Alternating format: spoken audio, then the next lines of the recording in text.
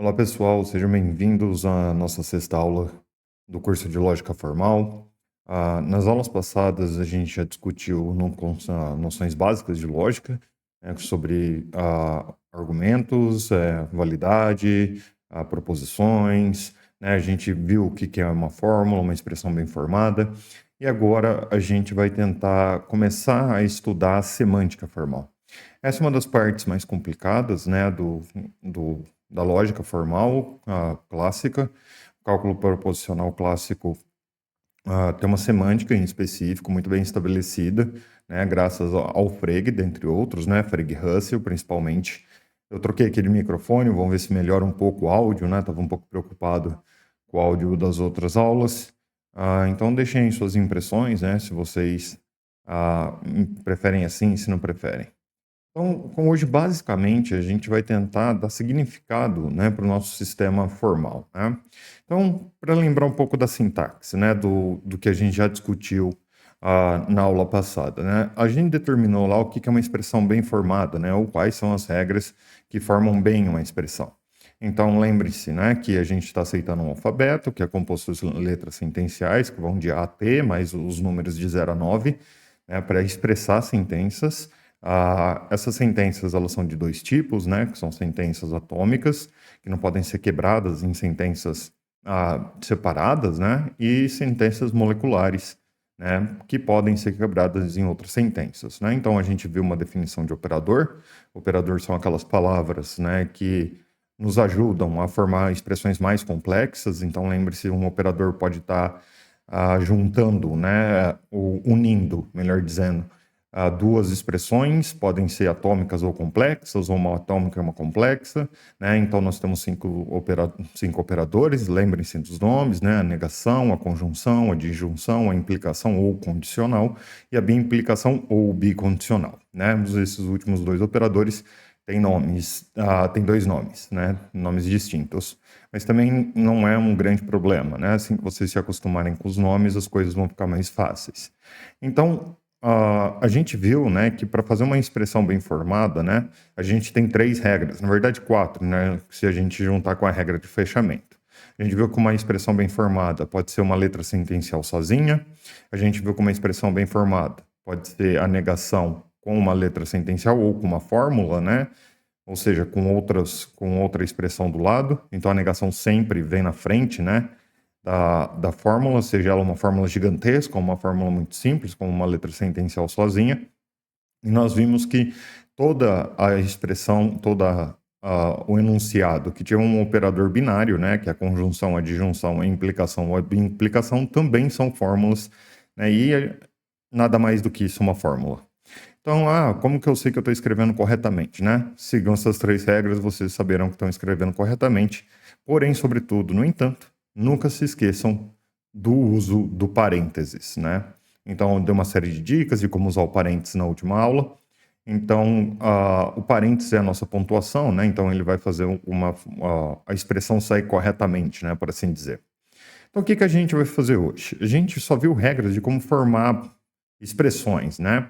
Hoje a gente vai empreender as ideias mais básicas, né, que norteiam a construção e interpretação de linguagens artificiais e a definição de verdade para suas fórmulas. Por quê? Porque a gente vai trabalhar aqui com uma semântica que é a semântica da valoração, né, ou do valor de verdade. Aí a gente vai investigar um tipo muito simples de interpretação, que é as interpretações proposicionais ou valorações, que é a atribuição de valor de verdade. É isso que dá significado. Essa aula, geralmente ela é muito comprida, eu vou tentar dividir em dois. Quando eu ver que ficou muito grande, eu vou tentar dividir. E então talvez a aula 6 tenha duas partes, tá bom?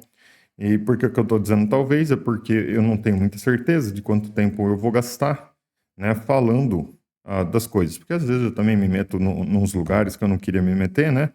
Ou invento de falar coisas que eu não deveria falar. Então, beleza.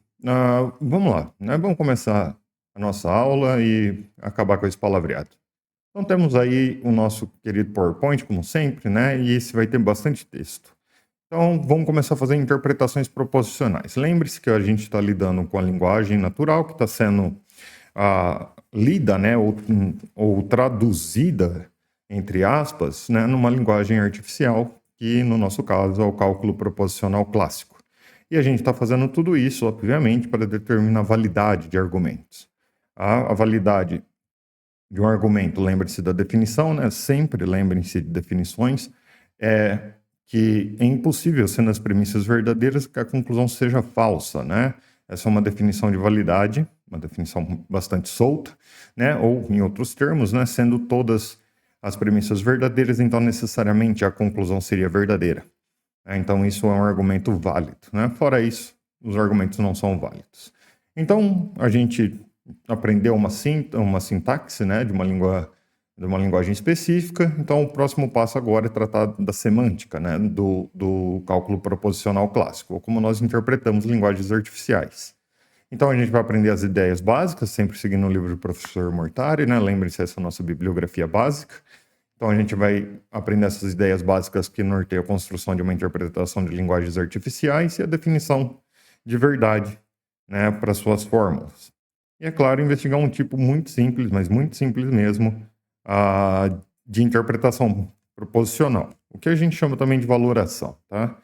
Por que a gente começa com o mais simples? Porque depois a gente pode avançar tranquilamente para o mais difícil, né? Então, se vocês pegarem o mais fácil, a gente vai para o mais difícil com mais facilidade. Então, como a gente viu, né, uma das coisas mais interessantes quando a gente estuda a lógica é determinar a validade ou invalidade, né, de argumentos, ou melhor dizendo, de formas argumentativas. Então, a gente procura determinar essas condições, né, de verdade em um certo tipo de enunciado é consequência lógica de um outro conjunto dado de enunciados. Então, lembre-se da definição de argumento, né? Argumento é um conjunto finito, né, de enunciados ou de sentenças que pelo menos uma é premissa e somente uma é a conclusão. Então a gente quer saber se a conclusão segue-se ou é consequência lógica das premissas ou da premissa, né? Então a validade é importante porque a gente vai ter uma forma correta, né, para fazer as coisas. Então isso é muito relevante. Então, agora que a gente já falou disso, né, a nossa primeira linguagem artificial, nossa metalinguagem, né, que é o CPC, a gente já é capaz, pelo menos eu espero que vocês já sejam capazes de traduzir, né, sempre entre aspas, né, que é passar a linguagem objeto, que aqui no nosso caso é o português, né, para a nossa metalinguagem, que é o CPC. Então, a gente vai conseguir fazer isso e daí sim conseguir determinar a validade. Professor, mas por que a gente precisa de uma metalinguagem, né? Então, lembrem-se que a gente viu que a linguagem natural ela tem bastante defeitos, né? Ela é bastante obscura, em certo sentido, e passar por uma linguagem artificial, a nossa linguagem objeto, faz que a gente descubra, né? Então, formas argumentativas gerais que são válidas, né? Então, a gente não precisa ficar testando todos os argumentos.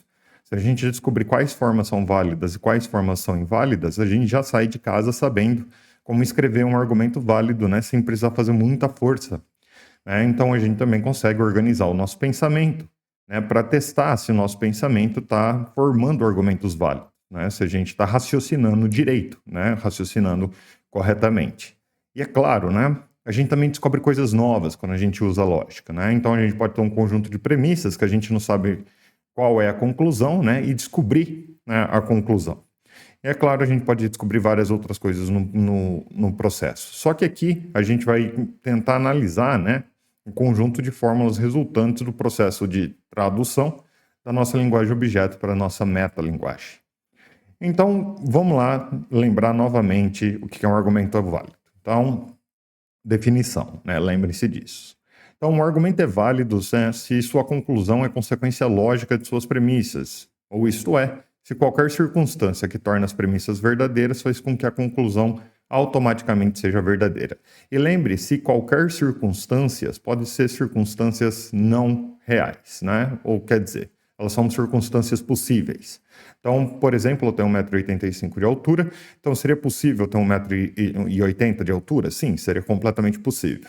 Né? Seria possível que eu tivesse 1,86 m de altura? Sim, seria completamente possível. Né? Então, essas coisas são possíveis. É possível ter um quadrado redondo? Não, não é possível ter um quadrado redondo. Né? Então, algumas coisas são possíveis, outras coisas são impossíveis. A lógica que trata disso é a lógica modal, né, que usa esse tipo de linguajar, mas esse é um outro sistema de lógica para uma outra ocasião. Então, para a gente determinar a validade, que é o que a gente quer no final das contas, né, a gente tem que dizer em quais condições certas fórmulas elas são verdadeiras ou falsas, né? Já que a gente transforma tudo em linguagem artificial, a gente vai perder o conteúdo, né? Então, tudo vai ser expresso na nossa linguagem proposicional, como eu já tentei explicar na aula passada. Mas o ponto aqui é saber o seguinte: como que a gente vai determinar se as fórmulas são, né, verdadeiras ou falsas, né? Lembre-se que quando eu uso V e F, é para verdadeira ou falsa, né? Já que elas não têm conteúdo, né? Então, a gente precisa analisar essas fórmulas em termos de verdade e falsidade, só que ela não tem conteúdo e a gente não consegue determinar isso. E então o que a gente vai fazer é uma interpretação. E o que significa que é uma interpretação de uma fórmula? É dar para ela algum tipo de significado. E o tipo de significado é em termos de verdadeiro ou falso. Então, vou tomar a seguinte proposição para ilustrar o problema, né? Então, espero que nenhum dos ouvintes saiba japonês, né? E porque essa expressão está em japonês, né? Então, subete no ninguém wa ninguém desu. Isso é japonês. Bem, ninguém aqui sabe se essa proposição aqui é verdadeira ou falsa, né? Por isso que eu falei que tomara que ninguém sabe japonês, porque se alguém souber, né, vai saber se é verdadeiro ou falso só olhando o conteúdo. Então essa expressão, ela é verdadeira ou é falsa, né? Então um ou outro, né? Nunca os dois ao mesmo tempo. Então, como que a gente determina, né, o significado dela, né? Se a gente não sabe nada de japonês, como a gente determina o valor de verdade dessa proposição, né? Então, como que a gente determina se ela é verdadeira ou falsa? Né? Então, esse problema é análogo ao problema agora que a gente tem com a linguagem artificial proposicional. A gente não tem um conteúdo, né? Aqui no caso do japonês, é claro, a gente não sabe o conteúdo, né? E no caso da linguagem artificial, não tem conteúdo, né? Então, se a gente dá uma interpretação, né, para uma fórmula, a gente pode, então, determinar essa fórmula segundo essa interpretação. E qual que é a interpretação? Que em um caso essa fórmula é verdadeira, em outro caso essa fórmula é falsa, em outro caso ela é verdadeira. Então, o que a gente está fazendo é atribuir valor de verdade para fórmulas, né?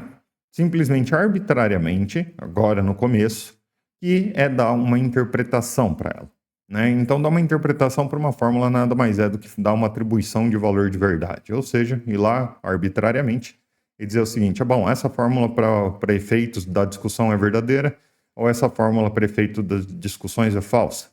Ou essa fórmula é verdadeira na realidade 1, né, no universo 1, e ela é falsa no universo 2, né, para a gente testar os valores de verdade. Bom, então a gente tem que dar uma interpretação para as fórmulas na nossa linguagem, né? Então, estabelecer uma espécie de semântica, né? Qual é o significado dessas fórmulas? Então, como a gente pode fazer isso se tem milhares de fórmulas possíveis? Quer dizer, talvez infinitas fórmulas, não sei, não tenho ideia, tá? Se tem infinitas fórmulas, mas centenas de milhares podem ocorrer. A gente vai fazer isso na força bruta, quer dizer, interpretar uma fórmula de cada vez, né? Então, ao invés da gente fazer isso, a gente vai interpretar todos os símbolos operacionais da linguagem artificial. E aqui é como se a gente estivesse usando os nossos conectivos lógicos, né? Os nossos operadores lógicos, como se fossem análogos aos operadores matemáticos, né? Os operadores matemáticos, eles fazem coisas em específico, né? Então, a adição, por exemplo, ela une valores, né? A subtração, ela tira valores e assim por diante, né? Então, no caso da linguagem proposicional, os símbolos lógicos já têm significado fixado, né? Como o nosso Lzinho de ponta cabeça é um não, né? O Vzinho minúsculo é o ou, etc, etc, etc. Todavia, o que a gente faz com as letras sentenciais, como a gente interpreta tais letras, né? Porque alguém pode argumentar, né, que para estabelecer o significado das letras sentenciais, a gente poderia olhar, né, para aqueles enunciados que a gente está tentando representar. Então, a gente pode pegar uma frase do tipo, né? Não é verdade que a Terra é plana, né? Então, a gente representa por não há, né? Aqui a letra, lembra, a letra sentencial pode ser arbitrária, a gente não precisa usar sempre a mesma, pode usar o que quiser, desde que seja dentro do nosso alfabeto, né? Então, Tá tudo certo até aqui. A gente representa por não há, então a gente poderia dizer, olha, não há significa que o enunciado que a fórmula traduz significa, né? Então isso a gente chama de interpretação informal, né? Então o que eu estou querendo dizer aqui é o seguinte, né? E não há, né? Ou negação há, que é o correto a se dizer, significa esse enunciado. Não é verdade que a Terra é plana. Mas isso traz uma série de dificuldades, tá, para a lógica. A gente não pode dizer que isso é uma interpretação boa o suficiente para a gente atingir os nossos objetivos, né? Então, qual que é o problema, né, disso tudo? Né? Qual que é o problema da gente pensar dessa maneira? Ah, bom, não tem um problema só, tem vários problemas. E o principal problema é o problema da determinação da verdade. E vocês vão ver que tem três problemas da determinação da verdade. Bem, parênteses, né? Em filosofia, a gente discute a natureza da verdade numa disciplina chamada metafísica. Então, a metafísica estuda com coisas como o que são a natureza das coisas, o que existe, né, que é praticamente perguntar a mesma coisa, e a natureza da verdade, ou seja, o que é a verdade, a gente estuda também nessa disciplina. E, teoricamente, a gente tem várias explicações filosóficas, né, para a verdade. E, teoricamente, aqui eu não estou dizendo no sentido que, sim, pode ser. Não, em nível teórico, tem várias explicações para a natureza da verdade, né, sobre o que é a verdade. Só que isso é muito difícil, né, de resolver. E também é difícil da gente fazer coisas com as teorias da verdade. Como, por exemplo, bem, imagine que eu tenha uma teoria da verdade, que é a teoria da verdade como correspondência. Isso significa que a estrutura linguística, ou que a estrutura proposicional, perdão, né, ou seja, aquilo que uma sentença carrega, ela só é verdadeira se ela tiver uma correspondência no mundo em fatos. Então, a expressão, né, o enunciado, eu estou sentado, dito por mim agora, é verdadeiro se somente se tiver uma configuração de mundo, né, que seja isomórfica, a gente diz, né, ou que corresponda a essa estrutura proposicional, né, de eu estou sentado. Bem, então esse fato existe, então a proposição eu estou sentado agora é verdadeira porque existe nessa conformação do mundo.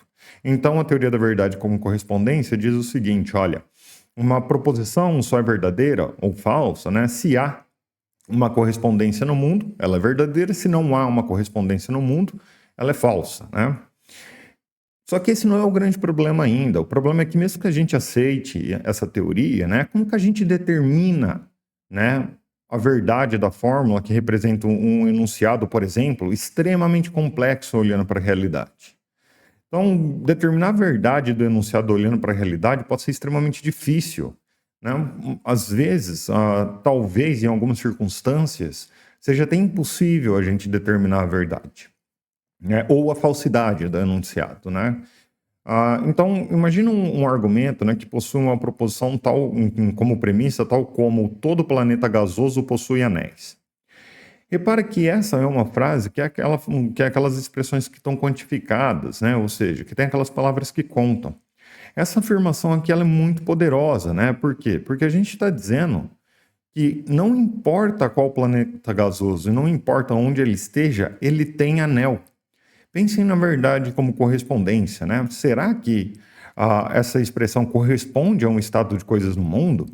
É meio difícil determinar isso a priori, né? A gente deveria tentar olhar então para os planetas. Só que isso não é possível, né? Pelo menos não por enquanto. A nossa tecnologia ela é limitada demais hoje em dia, né? Então a gente não consegue, no final das contas, determinar a verdade de coisas muito complexas, né? Se a gente pensar numa expressão muito difícil da gente determinar a verdade, como que a gente faz? Então, deixa ela aí solta, né? Quer dizer, ela não tem valor de verdade? Bem, tem sistemas que aceitam que sim, né? Ela não tem valor de verdade. Então, a gente poderia ter uma frase com valor de verdade indeterminado. Só que o nosso sistema só aceita que uma proposição é verdadeira ou ela é falsa. Então, a gente não pode ficar olhando para o conteúdo das proposições, né? Isso é um problema da determinação da verdade. Então, para determinar a verdade desse enunciado, a gente teria que olhar para todos os planetas gasosos do universo, por exemplo, ou descobrir uma lei da natureza, né, que diga que todo planeta gasoso possui anéis. Uma coisa que não parece ser plausível. né? Um segundo problema da determinação de verdade, né? Como que a gente consegue determinar a verdade de fórmulas hipotéticas, por exemplo, né? Porque a gente pode pensar por hipótese e pior, né? Isso é o coração da atividade cognitiva humana em certa medida. Porque se a gente não conseguisse pensar por hipótese, a gente não conseguiria, né, testar novas ideias. A gente pensa por hipótese das mais coisas mais simples, né? As hipóteses mais simples até as hipóteses mais complexas, né? As hipóteses simples que nós fazemos no nosso dia a dia, né? E as hipóteses mais complexas, né? Então, como que a gente determina o valor de verdade de coisas como, imaginem que a Terra seja plana, né? Quais seriam as consequências? Ou, se a Terra é plana, então o Sol não gira em torno dela. Não é como se a gente testa o valor de verdade disso, porque, de novo, essas frases não parecem ter valor de verdade determinado. Então, se a gente olhar para o conteúdo novamente, a gente vai ficar sem a ferramenta, né, de dizer o que é verdadeiro e o que é falso. E é claro, o terceiro e último ponto, né, que é mesmo que a gente saiba a verdade numa proposição que está sendo traduzida por uma fórmula, imagine então que a gente sabe isso, a gente pode imaginar situações nas quais elas poderiam ser falsas, né? Então, isso a gente chama de pensamento contrafactual. Então, que é o contra o fato, né? Então, imagina que uma realidade alternativa a uma proposição, um atual professor de lógica da Unicentro, tem 1,67 m de altura, né? É verdadeira. Como que a gente estabelece isso, né? E aqui eu estava me referindo a mim mesmo, né? Como eu já disse, eu tenho 1,85 m. Então, essa proposição, né, não tem valor de verdade definido. A gente não tem um problema para determinar isso, né? Como que a gente estabelece isso? Então, de 1 a 3, a gente tem duas coisas que determinam a verdade das sentenças, né? O significado das palavras e a realidade, né? Então, o que as palavras querem captar, o que elas intentam captar e como o mundo está configurado. Mas enquanto a gente estiver estudando lógica, a gente quer estabelecer validade de argumentos. Então, a gente deveria ter mais interessado, né, em todos os modos de imaginar a realidade e os vários significados diferentes das palavras. É isso que é tão poderoso na lógica, né? Quer dizer, a gente está criando um modelo formal que pode simular, por assim dizer, todas as realidades, né? Com uma coisa bastante simples, que é a atribuição de valor de verdade. Então, quais são todas as realidades, né? Para fazer uma frase como eu estou sentado agora ser verdadeira, né? É essa realidade que está aqui, é essa configuração da realidade. Né? E para fazer ela falsa? Nossa, para fazer ela falsa a gente tem eu não estar sentado agora, né? Essa é outra configuração de realidade, né? Então, eu falo eu estou sentado agora em pé, essa é outra configuração de realidade, então a proposição eu estou sentado agora é falsa, né? Por quê? Por que que isso é importante? Porque a gente vai verificar todas as possibilidades, né, de realidade, ou seja, de uma proposição ser verdadeira ou falsa. E em cada uma delas, né, as premissas de um determinado argumento são verdadeiras e a conclusão falsa. Então, a gente pode falar, beleza, nessa realidade aqui as premissas são verdadeiras e a conclusão é verdadeira, nessa outra realidade aqui as premissas são verdadeiras e a conclusão é verdadeira. Pô, nessa realidade aqui as premissas são verdadeiras e a conclusão falsa. Aí você, beleza, se isso está acontecendo, isso quer dizer que a forma daquele argumento é uma forma inválida, né? Então, a gente pode pegar aquela forma inválida, porque tem uma circunstância onde as premissas são verdadeiras e a conclusão falsa, e a gente simplesmente fala assim, não, essa forma não, ela não presta, né? Ou seja, ela é inválida, né? Ela é um argumento inválido. Então, do ponto de vista lógico, né, não é um raciocínio bom. Então, a gente precisaria de outra forma argumentativa, né?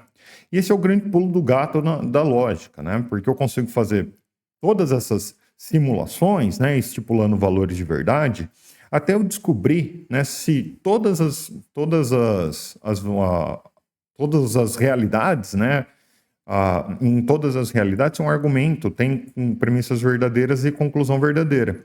Porque se eu achar uma organização da realidade onde uma conclusão é falsa tendo as premissas verdadeiras, então eu consigo determinar, a partir daí, né, que esse argumento é um argumento inválido, né? Então aqui a gente tem que separar duas coisas, né? Bastante interessantes. Então, tem uma importante distinção que a gente deve se atentar, que em lógica, né, a gente não está interessado em estabelecer se as premissas são de fato verdadeiras ou falsas, né? Saber se o enunciado é de fato verdadeiro ou falso depende de fazer metafísica e muitas outras coisas, como ciências, né? Então, saber se um átomo tem uma carga, um peso atômico de um jeito ou de outro, isso é um problema da física, né? Porque é ela que checa essas coisas no mundo. Né? Saber o que é a verdade é um problema da metafísica, né? Então, porque a gente explora o conteúdo do conceito de verdade, né? E também de falsidade. Então, em lógica, o que realmente importa para a gente é o seguinte: se as premissas fossem verdadeiras, a conclusão também seria? Lembrem-se, essa sempre é a pergunta crucial. Então, será que se as premissas fossem verdadeiras, a conclusão também seria em todos os casos onde as premissas são verdadeiras? Isso é um fato crucial. Então, vocês podem ver que há um nível de abstração aqui bastante grande, porque no final das contas, né, o que a gente está preocupado não é em determinar a verdade de nada, né? Então, é uma besteira, no final das contas, as pessoas falarem que a lógica está se preocupando com a verdade ou com a falsidade. Não é com isso, a gente está se preocupando com a forma, né, com a forma argumentativa, e a gente está se preocupando, então, em como a verdade, né, e a falsidade, os operadores, perdão, os valores de verdade, funcionam com os operadores, né? Ou como os operadores funcionam dado uma interpretação de valor de verdade. Beleza. Então, a gente tem uma necessidade de fazer uma interpretação formal, já que a interpretação informal tem os problemas da determinação da verdade, né? Então, nós precisamos de uma interpretação formal para a linguagem. Então, daqui para frente, o que a gente vai fazer é tentar fazer essa interpretação formal da linguagem. Vamos lá, a gente já tem os símbolos operacionais, né, para os nossos conectivos, que é o e, o ou, o não, se, então, se, somente se, né? E o significado deles é fixo. Porém, sobretudo, todavia, no entanto, qual o significado das fórmulas, então? Então, ao a gente montar, né, a nossa linguagem proposicional, a gente tem que ter em mente um domínio de aplicação para qual essa linguagem está indo, né? Ou seja, a gente não vai aplicar essa linguagem aqui em tudo, a gente vai aplicar em argumentos que a gente quer testar a validade, é isso que a gente vai fazer. Então, esse é o nosso domínio, né? Então, o domínio da testagem da validade de argumentos que encerram, né, aqueles operadores, aqueles conectivos lógicos apresentados, aqueles 5, né, e também que encerram proposições ou enunciados atômicos, né, que não tem nenhum conectivo. Então, esse é o universo da nossa aplicação. Então, geralmente a gente vai ter algum significado informal ligado às letras sentenciais, porque você vai fazer análise de texto e o texto vai estar lá, né, como eu já mostrei em outras aulas fazendo análise. Só que o significado, né, informal, ele vai desaparecer. A gente vai abstrair do conteúdo informacional ou proposicional dos enunciados. Então, a gente tem que começar com ideias básicas para uma semântica formal. Bom, porque a semântica dos enunciados, né, quando a gente não abstrai do conteúdo, é dado pela língua objeto que a gente está usando. Agora a gente abstrai do conteúdo, a gente está dentro da nossa metalinguagem. Como carambas, né, a gente estabelece o significado formal, ou uma semântica formal. Perdão. Então, a semântica formal, ela é chamada de semântica formal extensional, tá? Então, segundo o professor Mortari, página 120, né, o significado, também chamado valor semântico, associado por uma interpretação a uma expressão bem formada, é simplesmente a extensão dessa expressão. Então, o significado de uma expressão bem formada, então lembre-se, a gente tem 4 regras de formação de uma expressão bem formada, é simplesmente a extensão dessa expressão. Mas o que carambas é a extensão de uma expressão? Né? O que diabos é isso? Né? Então, o que é uma extensão? É todo membro que cai sob um termo, né? Cai sob um termo, né? Podendo ser mais do que um ou apenas um indivíduo. Assim, a extensão de um termo são todos os objetos que formam um conjunto. Então, parênteses aqui, tá? A gente vai usar noções intuitivas de conjunto nessas aulas, porque eu não tenho tempo, né? E e nem disposição, para dizer bem a verdade, de ficar ensinando teoria de conjunto, já que teoria do conjunto é uma coisa que todo mundo deveria saber, né, de matemática básica.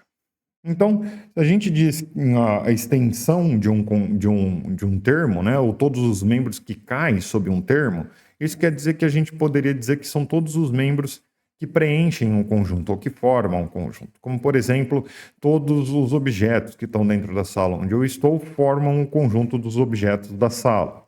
Então, essa é a extensão do termo objetos da sala, né? Então, para a gente determinar a extensão no CPC, como que a gente faz, né? Porque a gente está olhando para o enunciado inteiro, lembre-se, né? Eu não estou olhando para os termos dentro do enunciado.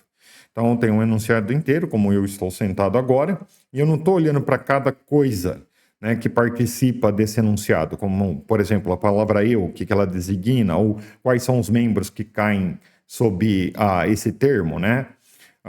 Nesse caso, se é eu dito por mim, cai só eu, né? Ou seja, só eu sou membro desse conjunto. A gente está olhando para o enunciado inteiro. Então, como que a gente determina a extensão de um enunciado inteiro? Né? Como que a gente determina a extensão do enunciado inteiro? Antes da gente passar para isso, né, só mais uma observação sobre o tema termos e suas extensões, né? Então, a gente tem que reparar que, por vezes, né, termos distintos possuem a mesma extensão. Por exemplo, o seu professor de lógica, aqui, né, nessas aulas, tem a mesma extensão de Bruno Aislan Gonçalves dos Santos, que é o meu nome todo, né? Então, o primeiro termo, usualmente, a gente chama isso de descrição definida, né? Repare, é definido porque tem um artigo definido na frente, né? Então, a montanha mais alta do mundo, a pessoa mais inteligente do mundo, isso são descrições definidas, né? E uma descrição definida, ela pretende sempre captar um objeto só, né? Ela pretende captar. E o segundo, obviamente, que é o meu nome, é um nome próprio, né? Que teoricamente também tende a captar um único indivíduo. Então vamos começar a nossa interpretação formal. Por que eu estou dizendo isso aqui, tá? Antes da gente passar para frente, né? Porque termos distintos podem ter extensões iguais e termos iguais podem ter extensões distintas, tá? Se a gente pensar aqui nas descrições definidas e nomes próprios, fica bastante clara essas ideias. Então vamos começar com algo intuitivo, né? Bastante simples. Aqui acho que não tem nenhum grande problema para ninguém, né? Que é a Terra pega em dois enunciados, né? A Terra é um planeta, né? E a Lua é um satélite natural, né? Então, olhando para a realidade, os dois enunciados são verdadeiros, né? Mas e se as coisas fossem diferentes? Poderia ser falso. Pensem intuitivamente. A Terra ser um planeta poderia ser falso. A Terra poderia ser um satélite natural. E a Terra poderia não ter Lua, né? Ou poderia não ter a nossa Lua, né? Então, as duas frases, né, a gente diz em filosofia, elas não estão revelando verdades necessárias. Ou seja, é assim, não poderia ser de outro modo. Por exemplo, um quadrado ter quatro lados, a expressão um quadrado tem quatro lados, é uma verdade necessária. É assim e não poderia ser de outro modo. Certo? Agora, a Terra é um planeta, é um acidente, quer dizer, ela poderia não ser. Então, elas poderiam ser ambas falsas, essas expressões, se a realidade tivesse sido constituída de um modo diferente, concordo? Né? Isso é bastante tranquilo. Então, o que importa aqui na semântica formal e extensional, né, é justamente essa característica, né, que o enunciado pode ser verdadeiro ou falso. Então, se a gente deixar de lado o significado intuitivo dele, né, informal dele, a gente pode pensar com os enunciados apresentados, né, a Terra é um planeta e a Lua é um satélite natural, eles podem ser verdadeiros ou falsos, né? Não é o caso que eles sejam verdadeiros, mas poderia ter sido o caso deles terem sido falsos, né? Então, se a gente encarar as coisas assim, e ao nos deparar com fórmulas que respondem a certos argumentos, a gente não vai se preocupar com o significado dos enunciados. A gente vai apenas se preocupar se eles são verdadeiros ou falsos. Então, portanto, e aqui uma definição, né, o valor semântico do enunciado, ou seja, sua extensão, é dado por aquilo que chamamos de aquilo que a gente chama de valor de verdade, que eu estou falando desde o começo do curso, né? Em outras palavras, a extensão do enunciado é verdadeiro ou falso, e não os objetos da realidade, ou palavras da linguagem objeto. Então, o que eu estou querendo dizer aqui no final é o seguinte, né? Qual é a extensão de uma letra sentencial sozinha, por exemplo, P, né? Ou de uma fórmula molecular como P implica Q, né? É o valor de verdade. Então, P é um enunciado atômico e ele pode ser verdadeiro ou falso. Mas como a gente vai ver, P implica Q, que é um enunciado molecular, não é assim que funciona. A gente tem mais combinações de verdadeiro ou falso, né? Que dariam a extensão deles. Ah, professor, mas como assim o valor semântico é a extensão? A extensão, perdão. Como assim o valor de verdade, né, é a extensão? A extensão vai ser todos os mundos, né, que a gente conseguir imaginar. E esses números são finitos, porque é uma combinação de verdadeiros ou falsos, né? Para que algo seja verdade ou para que algo seja uma falsidade, ou para que uma fórmula seja verdadeira ou para que uma fórmula seja falsa.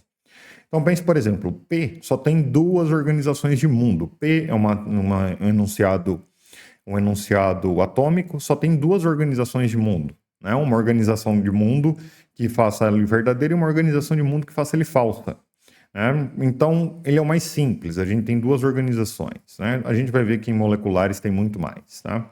Só que isso pressupõe certas ideias, né? Então, para a gente interpretar algo semanticamente falando, né, de forma formal, né, a gente tem que estabelecer certas regras, né, do que funciona para esse sistema. Repara, esse sistema tem as regras dele próprio, outros sistemas têm outras regras. Tá? Então, novamente, né, o que a gente está fazendo aqui é lógica formal clássica, né, que é o cálculo proposicional clássico por enquanto. Então, tem certas fórmulas e certas regras, tá bom? A gente não consegue abarcar tudo com esse sistema, né? Como eu já disse, esse sistema tem suas limitações, né? Então, vários desses princípios, dessas regras, que eu vou dizer agora, algumas não funcionam para outros sistemas, ou funcionam de um jeito um pouco diferente, né? Mas isso daqui é o básico, né? Novamente. Um minuto só.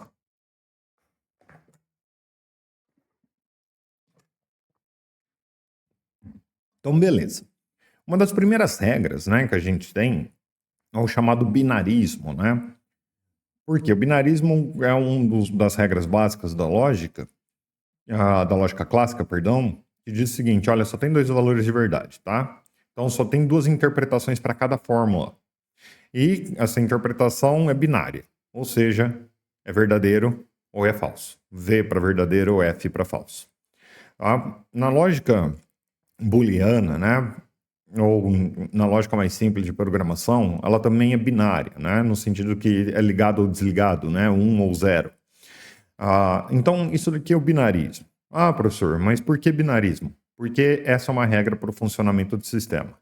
Né? É plausível aceitar o binarismo, tá? Ela é uma regra clássica, só que o binarismo pode ser deixado de lado para a gente fazer outros sistemas de lógica. Tá? Mas isso é uma discussão em metalógica, né? Se o binarismo é realmente necessário, se ele não é, se a gente consegue fazer outras lógicas com mais de dois valores de verdade, e a resposta é sim, a gente consegue. A gente faz outros sistemas de lógica.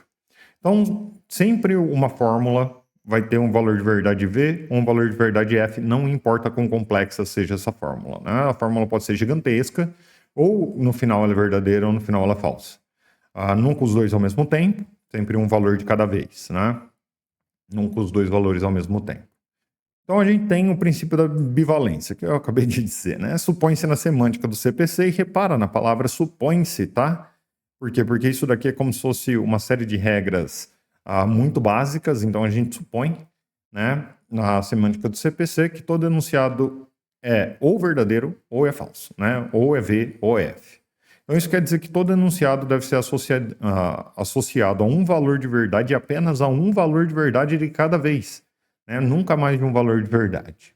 Assim, dada uma interpretação, o enunciado terá o valor V ou terá o valor F, nunca os dois juntos na mesma interpretação. Então, se eu disser assim para vocês, suponham que a fórmula P implica que é verdadeira. Então, nessa interpretação, ela é verdadeira. Suponha que a P implica Q é falsa. Nessa interpretação, ela é falsa. Nunca numa interpretação a fórmula P implica Q vai ser verdadeira e falsa. Ela vai ser verdadeira ou falsa, certo? Ou verdadeira ou falsa. Isso por causa de princípios básicos da lógica, tá? Como o princípio da não contradição, por exemplo, no terceiro excluído. Então vamos lá. A gente precisa de uma semântica de condições de verdade, né? Que vai especificar o significado de um enunciado declarativo, né? Então, e fazer isso consiste em dizer, né, como o mundo deve ser, e repara como o mundo deve ser, né, para que ela seja verdadeira, ou especificar suas condições de verdade. Então, repare que especificar condições de verdade em uma interpretação pode não envolver o que ocorre no mundo de fato, né, mas o que deveria ocorrer, né, para um enunciado ser verdadeiro. Então, não estou querendo dizer aqui para vocês que a lógica tá preocupada com a verdade, né? Muito pelo contrário. O que eu estou querendo dizer aqui para vocês, né, é que a lógica tá preocupada com a interpretação, né? Não está preocupada com a interpretação. Então, é isso que eu estou querendo dizer. Então, se a gente aceita 3, né, que é as condições de verdade, então a gente tem um problema que é se dar um significado de um enunciado e especificar suas condições de verdade, se temos infinitos enunciados, ou provavelmente infinitos enunciados, né, e, por consequência, provavelmente infinitas fórmulas da nossa linguagem, como é que a gente vai fazer essas especificações? Né, porque é muita fórmula e a gente deveria, então, fazer especificações para todas elas, né? Então, a gente vai supor também a verdade do princípio de Frege, ou o princípio da composicionalidade. Então, o significado de uma expressão complexa, né, é uma função do significado de suas partes e do modo como elas estão, as partes, né, combinadas. Então, repare, o significado de uma expressão, ela não é dada só pelas palavras que ocorrem nela, né? Ela é dada, dentre outras coisas, pela ordem que essas palavras ocorrem. Então, a gente liga estreitamente a sintaxe com a semântica aqui. Porque lembram que a gente tem que pontuar corretamente, porque se não pontuar corretamente, a gente faz expressões ficarem diferentes, né? Se a gente usa o parênteses errado. E isso tem tudo a ver com o significado, né? Com a semântica, né, de uma expressão. Por quê? Porque a ordem das palavras importa, né, nessa expressão. Então, por exemplo, né? O cachorro mordeu o homem e o homem mordeu o cachorro. São duas expressões distintas, concordo? Uma está dizendo que o cachorro que mordeu a gente, a outra está dizendo que a gente que mordeu o cachorro. Né? Elas possuem as mesmas palavras. Podem reparar, não tem palavra distinta nenhuma. Né? Mas os duas têm significados diferentes, porque isso organiza, porque as frases estão organizadas de modos distintos, ou seja, as palavras estão em lugares diferentes.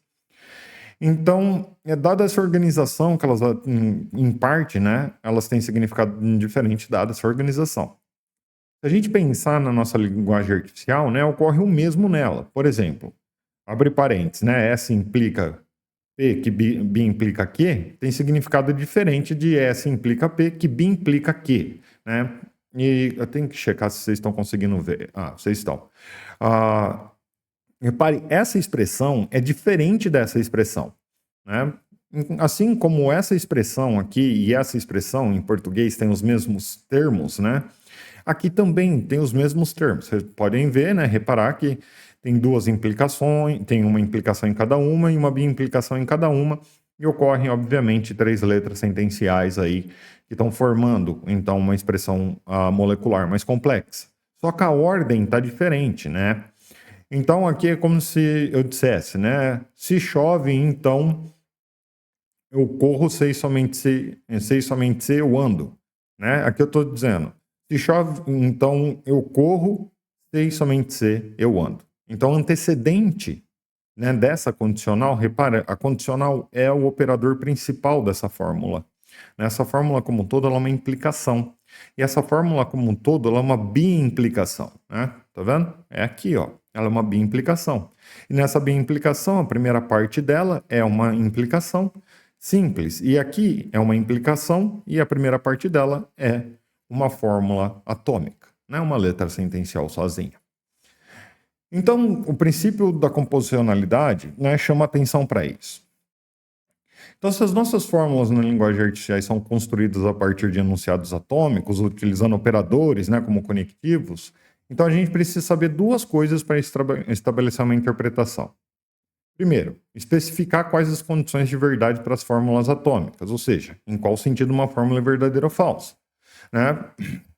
Segundo, especificar como obtemos o significado de uma fórmula molecular, a partir do significado, ou seja, das condições de verdade de alfa, ou de uma fórmula qualquer. Então, se a gente sabe as condições de verdade de uma fórmula atômica, a gente pode conseguir saber as condições de verdade das fórmulas moleculares que são formadas por elas. E aí a coisa é simples. Se a gente consegue determinar o valor de verdade da menor parte, então a gente consegue determinar o valor de verdade da parte mais complexa. Né? Simples. É isso que a gente vai tentar fazer. Beleza? Vamos lá, né? Então a gente pode estabelecer o valor de verdade de uma fórmula molecular a partir de uma fórmula molecular ou a partir de uma fórmula atômica, né? Ou de fórmulas atômicas, né? Porque os nossos operadores são verofuncionais, né? Ou são funções de verdade. Então, por exemplo, se a Lua é um satélite natural da Terra, que é uma sentença atômica, é verdadeira, então a Lua não é um satélite natural da Terra, que é uma molecular, deve ser falsa. Então, olha, a gente já viu sobre isso, né? Que interessante, né? Se você sabe o valor de verdade de uma expressão, você sabe o valor de verdade de outra expressão na hora, né? Por causa da negação. Então, se você sabe que uma negativa é verdadeira, a afirmativa vai ser falsa e vice-versa. Mas a gente vai ter que esclarecer um conceito aqui. Qual é o conceito? O conceito de função de verdade. Então, aqui um pouco tem que lembrar um pouco de matemática, né? Então, função de verdade são análogos a funções numéricas, né? Então, como eu disse, né, os nossos conectivos lógicos, eles funcionam analogamente a símbolos matemáticos, né, as operações matemáticas. Não é à toa que eles também são chamados de operadores, né? Então, a adição de uma vamos pegar então um exemplo, né? A adição é uma função numérica, certo? Ou seja, ela é um dispositivo que funciona de certa maneira com certas regras. E qual é o funcionamento da adição? Ela relaciona dois números, né? Você bota um número para cada lado e ela faz isso, ela relaciona dois números. E a gente, depois de relacionar esses dois números, a gente associa ele a um terceiro, né? Então, os números 2 e 5, por exemplo, né, a soma associa 7. Então, a relação entre 2 e 5 é associado a 7. Então, os números 4 e 5, por exemplo, é associado a 9. Então, a adição faz esse tipo de coisa, né? Cata a relação de dois números e associa a um terceiro. É isso que a adição está fazendo. E os nossos operadores vão fazer coisas parecidas, né? Só que em vez de números, né, a gente vai fazer isso com expressões, né? Então, a função de verdade toma como básico os valores de verdade, né? Então, analogamente como os números são tomados. Então, isso é básico. O matemático ele não está preocupado com a natureza do número. Como a gente aqui não vai estar preocupado com o valor de verdade, né? Com a natureza da verdade, né? E é claro, a gente associa a um outro valor de verdade.